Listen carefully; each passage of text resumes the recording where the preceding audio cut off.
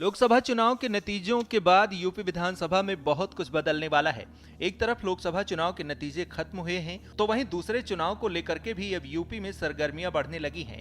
UP में जिन विधायकों ने इस बार लोकसभा का चुनाव जीता है, उनकी सीटों पर जल्द ही आने वाले दिनों में विधानसभा चुनाव का ऐलान होना है। वहीं सपा विधायक इरफान सोलंकी को सजा सुनाए जाने के बाद उनकी विधायकी भी खतरे में नजर आ रही है। ऐसे में वहां भी उपचुनाव की संभावना जताई जा रही है। इसके अलावा सपा के बागी हुए 6 विधायकों की विधायकी पर भी खतरा मंडरा रहा है। अखिलेश यादव जल्द ही बागी विधायकों के विधायकी खत्म करने के लिए कार्रवाई कर सकते हैं। इन सारी सीटों को मिला दें तो इन सीटों का आंकड़ा 16 हो जाता है। मौजूदा हालात में इन 16 सीटों में से मात्र 5 ऐसी सीटें हैं जो इस वक्त बीजेपी के पास हैं। वहीं 11 सीटों पर सपा के विधायक काबिज हैं। ऐसे में हाल ही में हुए लोकसभा चुनाव के नतीजों से सपा बेहद उत्साहित दिख रही है। वहीं बीजेपी के लिए ये कड़ी मेहनत की डगर साबित होने वाली है। आपको बता दें कि समाजवादी पार्टी ने 37 सीटें जीतकर यूपी में पहला स्थान हासिल किया है। वहीं देश में वह तीसरे नंबर की पार्टी बन गई है। वहीं जीत के बाद सपा इस उपचुनाव समेत 2027 को लेकर बेहद उत्साहित दिखाई दे रही है। हालांकि लोकसभा और विधानसभा के चुनाव की वोटिंग पैटर्न बिल्कुल अलग होते हैं। राज्यसभा चुनाव के दौरान सपा के बागी हुए 6 विधायकों के राजनीतिक भविष्य पर भी संकट मंडरा रहा है।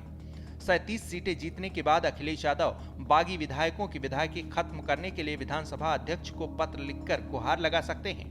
इसके बाद अगर नियम के चलते कार्रवाई होगी तो इनकी विधायकी खत्म हो जाएगी और इन सीटों पर उपचुनाव होगा।